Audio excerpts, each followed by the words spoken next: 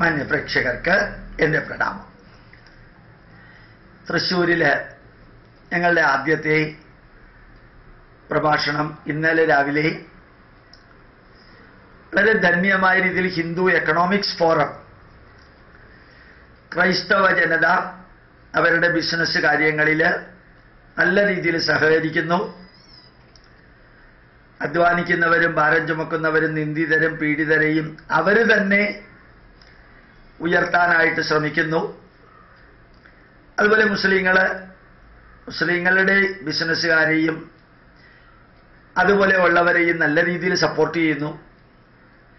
ഇങ്ങനെ ഏതാണ്ട് ഒരു 10 വർഷം മുമ്പ് Sndp സെക്രട്ടറി വെള്ളാപ്പള്ളി നടേശനും മാതാ അമൃതാനന്ദമയിയുടെ കർമ്മമണ്ഡലത്തിലുള്ള പരമാചാര്യനും ചേർന്നിട്ടാണ് ഹിന്ദു എക്കണോമിക്സ് ഫോറം ഉദ്ഘാടനം ചെയ്തത്. നാരായണ ഗുരുദേവന്റെ സന്ദേശം വിദ്യ കൊണ്ട് പ്രബുദ്ധരാകുവിൻ, അതുപോലെ തന്നെ സംഘടന കൊണ്ട് ശക്തരാകാനും വാണിജ്യ വ്യവസായങ്ങൾ കൊണ്ട് സമ്പന്നരാകാനും നിർദ്ദേശിച്ച ചൈതന്യമെടുത്ത് 2330 വർഷങ്ങൾക്ക് മുമ്പ് ചാണക്യൻ എഴുതിയ അർത്ഥശാസ്ത്രത്തിന്റെ വരികൾ കൂടി ചൈതന്യവത്തായിട്ട് ഉപയോഗിച്ചുകൊണ്ട് ഹൈന്ദവ ജനത, ആ വീക്ഷണമുള്ള ജനതയെ ഒരുമിച്ച് ചേർത്ത് ഒരു കുടുംബത്തെ പോലെ ഷെയറിംഗ്, കെയറിംഗ് ആൻഡ് ക്യൂറിംഗ് ആയിട്ട് പ്രവർത്തിക്കാൻ എല്ലാ ചെറിയ പഞ്ചായത്തുകളിലും മുനിസിപ്പാലിറ്റികളിലും ഹിന്ദു എക്കണോമിക്സ് ഫോറം ഉണ്ടായിരുന്നു. ഞാനവിടെ പ്രിന്റഡ് നോട്ട് കൊടുത്ത് നമ്മുടെ വാണിജ്യ വ്യവസായ വീക്ഷണം എന്താണ് ഭാരതത്തിൻ്റെത് എന്ന് പോയിന്റ് ബൈ പോയിന്റുകളായിട്ട് വിവരിച്ചു. അങ്ങനെ 52 പോയിന്റുകൾ ഇംഗ്ലീഷിൽ പ്രിന്റ് ചെയ്ത് കൊടുത്തതിനെ കുറിച്ചിട്ടുള്ള ക്ലാസ് എടുത്തു. വളരെ ധന്യമായിട്ടുള്ളൊരു അനുഭവമായിരുന്നു. വിവിധ ഭാഗങ്ങളിൽ നിന്ന് എറണാകുളം, തൃപ്പൂണിത്തുറ, പാലക്കാട്, തൃശ്ശൂർ ഭാഗങ്ങളിൽ നിന്നെല്ലാം ഗുരുവായൂരിൽ ദേവരാഗം ഓഡിറ്റോറിയത്തിലെ ഉജ്ജ്വലമായ സദസ്സിൽ ക്ലാസ് നടന്നു. എല്ലാവരോടും അപേക്ഷിച്ചു ഇതിൽ പരമാവധി വ്യക്തികളെ ചേർക്കാം. ഓരോ യൂണിറ്റും അടുത്ത വർഷം അക്ഷയ തൃതീയയുടെ അന്ന് ഡബിൾ മെമ്പർഷിപ്പ് ആക്കാം. അടുത്ത 5 വർഷത്തേക്ക് ഹൈന്ദവ വ്യവസായി വ്യാപാരികളെ ഒരുമിച്ച് കൊണ്ടുവരിക. പ്രോഗ്രാമിൽ ക്രിസ്ത്യാനികളെയും മുസ്ലിങ്ങളെയും കൊണ്ടുവരിക. നമ്മളുടെ പൈതൃകവും വ്യവസായ വീക്ഷണവും എന്താണെന്ന് അവർ പറയണ്ടേ. ധാരാളം പേർക്ക് നമ്മുടെ പൈതൃകത്തെക്കുറിച്ച് അറിഞ്ഞാൽ കൊള്ളാമെന്നുണ്ട്. മെമ്പർഷിപ്പ് കൊടുക്കുമ്പോൾ അവരുടെ സംഘടനയിൽ അവരെന്താണോ ഫോളോ ചെയ്യുന്നത് അതേപോലെ തന്നെ പ്രവർത്തിക്കാൻ വേണ്ടിയിട്ട് നോക്കുക. അഡീഷനും ഡിലീഷനും മോഡിഫിക്കേഷനും വരുത്തിയിട്ട് കാര്യങ്ങൾ ചെയ്യുക. മാത്രമല്ല എല്ലാ സംഘടനകളോടും, അതായത് വ്യാപാര വ്യവസായ സംഘടനയിലെ പ്രതിനിധികളോടും ഇന്നലെ പങ്കെടുത്തവരിൽ പറഞ്ഞു, നല്ല വിശേഷ ദിവസങ്ങളിൽ ദീപാവലി ദിവസം, വിഷു ദിവസം, ഓണ ദിവസം, ന്യൂ ഇയർ ഡേ, അതിനൊക്കെ 5 വേദങ്ങളുടെയും CD അത് നിങ്ങൾ കോപ്പിയെടുത്ത് അവർക്ക് നിങ്ങളുടെ സ്റ്റിക്കർ ഒട്ടിച്ചു കൊടുക്കാം. ബാക്കി പലതും ന്യൂ ഇയർ ഡേ ആയിട്ട് കൊടുത്ത് 8ഉം 10ഉം ഡയറിയൊക്കെ കൊടുക്കുന്നതിന് പകരം ഒരു വേദത്തിന്റെ CD കോപ്പിയെടുക്കാൻ 25-30 രൂപയാവുള്ളൂ. അതിൽ നിന്ന് ഒരു വേദ സംസ്കാരം. ഇവിടെ കമ്മ്യൂണിസ്റ്റ് നേതാക്കന്മാരിൽ ധാരാളം പേര് വേദമന്ത്രങ്ങൾ ഇപ്പൊ കേൾക്കുന്നുണ്ട്. ഡോക്ടർമാർ വേദമന്ത്രങ്ങൾ കേൾക്കാൻ ഗർഭിണികളോടും രോഗികളോടും സൈക്കോസൊമാറ്റിക് രോഗങ്ങളുള്ളവരോടും പറയുന്നുണ്ട്. മാത്രമല്ല, വേദമന്ത്രം കേൾക്കുന്നത് ഉടലോടുകൂടി സ്വർഗത്തിലേക്ക് പോകാനോ പാപം ഇറക്കി വെക്കാനോ പുണ്യത്തിന്റെ ഭാണ്ഡം എടുക്കാനോ ഒന്നുമല്ല, മറിച്ച് ഈ നാടിന്റെ ധന്യമായ സന്ദേശം, അത് മാനേജ്മെന്റ് സന്ദേശമാണ്. പ്യൂവർ മാനേജ്മെന്റ് സന്ദേശമാണ് വേദിക് മാനേജ്മെന്റ്. ഞാൻ ഇടയ്ക്ക് പറയുകയുണ്ടായി, 2-3-4 വർഷങ്ങൾക്ക് മുമ്പ് Indian institute of management Bangalore, IIM ബാംഗ്ലൂരിൽ പ്രീ ഡിന്നർ സെഷനിൽ 1 മണിക്കൂർ എനിക്ക് വേദിക് മാനേജ്മെന്റ് എന്ന കൺസെപ്റ്റ് പറയാൻ അവസരം നൽകിയിരുന്നു. ഞാനിങ്ങനെ സ്ലൈഡ് ഷോ നടത്തിയിട്ട് അതൊക്കെ പറഞ്ഞു കഴിഞ്ഞപ്പോൾ ടാറ്റ കമ്പനിയിൽ 99 ഡെലിഗേറ്റ്സ് ഉണ്ടായിരുന്നത്. ജനുവരി മാസം 26-ാം തീയതി റിപ്പബ്ലിക് ഡേക്ക് 1 ഡേ സെമിനാർ നടത്തിയതിൻ്റെ അവസാനത്തെ സെഷൻ എൻ്റെ ആയിരുന്നു. അതിൽ ടാറ്റാ കമ്പനിയിൽ നിന്ന് വന്ന എലിസബത്ത് എന്ന് പറയുന്ന ഒരു സ്ത്രീ, അവരുടെ പേര് മറക്കില്ല. 2-3-4 എലിസബത്തുകാർ എങ്ങനെയോ ഞാനുമായിട്ട് ബന്ധപ്പെടുന്നു. ഒന്ന് കേശവദാസപുരത്തെ എലിസബത്ത്, പിന്നെ തിരുവല്ലയിലെ വേറൊരു എലിസബത്ത്, ഇത് മൂന്നാമത്തെ ഒരു എലിസബത്താണ്. അവര് പറയുകയുണ്ടായി, we have never heard such a fantastic management principle in the Vedic literature.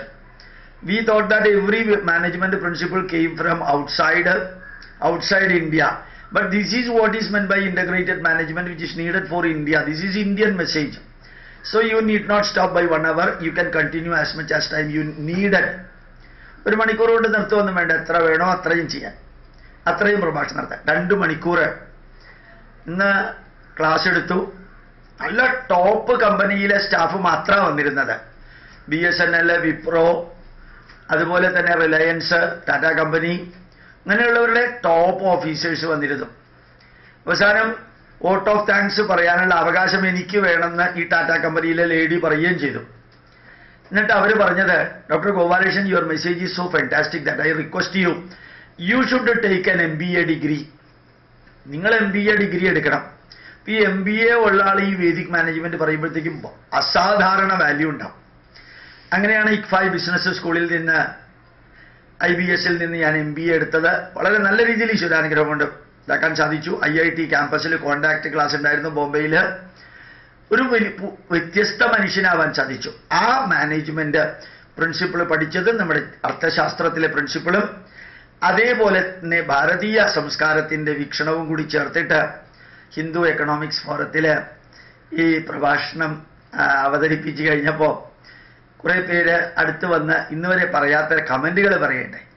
Sir ഭാരതീയ ഈശ്വര സങ്കല്പങ്ങളും ആചാരങ്ങളും ക്ഷേത്ര സങ്കല്പങ്ങളും ഗ്രന്ഥങ്ങളും പുരാണങ്ങളും ഇതിഹാസങ്ങളൊക്കെ പറയുന്നത് കേട്ടിട്ടുണ്ട്. ഇതൊരു പ്യുവർ മാനേജ്മെന്റ് എന്നുള്ള രീതിയിൽ തന്നെ ഒരു ക്ലാസ് എടുക്കാൻ സാറിന് ഇത് എങ്ങനെയാണ് സാധിച്ചത് എന്ന് ചോദിക്കേണ്ടേ. ഏതായാലും ഞാൻ പറഞ്ഞു, ഈ നാടിൻ്റെ അറിവുകൾ മുഴുവനും മാനേജ്മെന്റാണ്, അല്ലാണ്ട് സ്വർഗം ഉണ്ടാക്കാനോ നരകം ഉണ്ടാക്കാതിരിക്കാനോ എന്നുള്ളതൊന്നും അല്ല. ഏത് പുരാണം എടുത്താലും ഇതിഹാസം എടുത്താലും വേദമെടുത്താലും ഉപനിഷത്തെടുത്താലും ദർശനങ്ങളോ എന്ത് നിങ്ങളെടുത്താലും ശരി, എല്ലാം മാനേജ്മെന്റാണ്. ആ രീതിയിൽ പഠിക്കാൻ സാധിച്ചത് കൊണ്ടായിരുന്നു ഭാരതീയ സംസ്കാരം ഇന്നും അന്നും എന്നും നിലനിൽക്കുന്നത്. നിങ്ങളും അത് ചെയ്യണം. ധന്യമായിട്ടുള്ളൊരു അനുഭവമായിരുന്നു തൃശ്ശൂരിൽ അവിടെ ഉണ്ടായിരുന്നത്. അത് കഴിഞ്ഞിട്ട് ഞങ്ങൾ നോർത്ത് പറവൂരിലേക്ക് വന്നു. SNDPയുടെ ഒരു അമ്പലമായിരുന്നു. ഈ SNDPയുടെ അമ്പലത്തിൽ നാരായണ ഗുരുദേവനെ കുറിച്ച് ക്ലാസ് എടുക്കാനായിരുന്നു ഉദ്ദേശിച്ചിരുന്നത്. അപ്പോൾ അവിടെ അമ്പലത്തിലെ സെക്രട്ടറിയും പ്രസിഡന്റും പറഞ്ഞു, അത് വേണ്ട സാറേ, എല്ലാ മതത്തിലുള്ളവരും സാറിൻ്റെ പ്രഭാഷണം കേൾക്കാൻ വന്നിട്ടുണ്ട്, എല്ലാ ജാതിയിൽപ്പെട്ടവരും വന്നിട്ടുണ്ട്.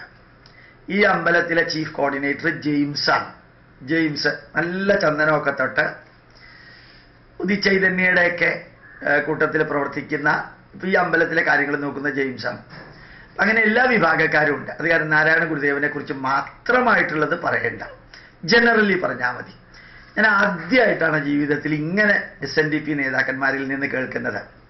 ഇപ്പം ഞാൻ യഥാർത്ഥത്തിൽ 12 പോയിന്റ് പറഞ്ഞു. നമ്മുടെ ഗ്രന്ഥങ്ങളെക്കുറിച്ച് പറഞ്ഞു, ആചാരങ്ങളെക്കുറിച്ച് പറഞ്ഞു, അനാചാരങ്ങൾ, ദുരാചാരങ്ങൾ, പിന്നെ കൂട്ടത്തിൽ ഹിന്ദുവിൻ്റെ ഐക്യത്തെക്കുറിച്ചും എലക്ഷൻ വരുമ്പോൾ ഓരോ ഹിന്ദുവും എന്താണ് ചെയ്യേണ്ടത് എന്നുള്ളതിനെക്കുറിച്ചും, നമ്മുടെ സിനിമാ നടൻ ശ്രീനിവാസൻ പറഞ്ഞ മാതിരി 5 വർഷം ഈനാമ്പേച്ചിയും പിന്നെ 5 വർഷം മരപ്പെട്ടിയും ഭരിക്കാൻ കാരണം ഹിന്ദു തളരുന്നതും, ഹിന്ദുക്കൾക്കെതിരെ ഒരു വിഭാഗം മുസ്ലിങ്ങളും ഒരു വിഭാഗം ക്രിസ്ത്യാനികളും ഒരു പൂർണ്ണ വിഭാഗം കമ്മ്യൂണിസ്റ്റുകാരും അവരമ്പലത്തിൽ പോയി പ്രാർത്ഥിച്ച് ഹിന്ദു ആചാരങ്ങൾ മക്കളെ കൊണ്ടും അച്ഛനും അനുഷ്ഠിച്ച് പിന്നെ ഹിന്ദുക്കൾക്ക് വേണ്ടി എതിർക്കുക, ഹിന്ദുക്കൾക്ക്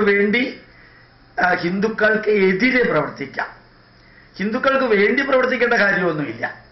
ഹിന്ദുക്കളെ എതിർക്കുക, എല്ലാ ഹിന്ദുക്കളും RSS ആണെന്ന് ധരിപ്പിക്കുക, എല്ലാ ഹിന്ദുക്കളും ഹിന്ദു ആചാരങ്ങളും അനുഷ്ഠാനങ്ങളൊക്കെ BJPയുടെയാണ് എന്ന് വരുത്തി തീർക്കത്തക്ക വിധത്തിൽ ഉണ്ടാവുന്നത് വളരെ വ്യക്തമായിട്ട് അറിയണം. മലപ്പുറത്തുണ്ടായതും കോഴിക്കോടുണ്ടായതും എല്ലാം എണ്ണി പറഞ്ഞ് ഓരോ ലെവൽ ക്രോസിലും ഹിന്ദു വാഹനങ്ങളും മുസ്ലിം വാഹനങ്ങളും തടഞ്ഞു നിർത്തി ഹിന്ദുക്കളെ ഭീഷണിപ്പെടുത്തുന്ന ഒരു സംഭവം 1921 മാപ്പിള ലഹളയെ ഓർമ്മിപ്പിക്കുന്ന വിധത്തിൽ നടന്നതും നടക്കുന്നതുമെല്ലാം പോയിന്റുകളായിട്ട് വിവരിച്ചുകൊണ്ടായിരുന്നു അവിടെ ക്ലാസ് എടുത്തത്. വളരെ നല്ല വളരെ നല്ല രീതിയിൽ മഴയുടെ തുള്ളികൾ വീണുന്നു. മഴയുണ്ടായിരുന്നില്ല, ചെറിയ ചെറിയ ഡ്രോപ്സ്. അതൊന്നും വകവയ്ക്കാതെ ആ ഉള്ള വലിയ ഹാളിനകത്ത് ജാം പാക്കഡ്, പുറത്ത് തിരീശ മഴ പെയ്യുന്നതുകൊണ്ട് ജാം പാക്കഡ് ആയിട്ട് എല്ലാ വിഭാഗക്കാരും ഇറങ്ങിയപ്പോൾ അവിടെ ഉള്ളവർ പറഞ്ഞത്, സാറേ ഇതിനകത്ത് 50% CPM-കാരാണ്, 50% CPM-കാരാണ്. ചുറ്റുമുള്ള മുസ്ലിം പള്ളികളിലും മുസ്ലിം വീടുകളിലും പള്ളികളിലുമുള്ളവർ സാറിൻ്റെ പ്രഭാഷണം ശ്രദ്ധയോടുകൂടി കേൾക്കുന്നുണ്ടായിരുന്നു. വളരെ വളരെ ശ്രദ്ധയോടുകൂടിയാണ് കേട്ടത്. അഭിമാനം തോന്നുന്ന ഒരു ഹിന്ദു ആയതിൽ എന്നാണ് അവർ പറയുകയുണ്ടായത്. ഞാൻ നിങ്ങളുമായിട്ട് പങ്കുവയ്ക്കുന്നു. പ്രണാമം, നമസ്കാരം.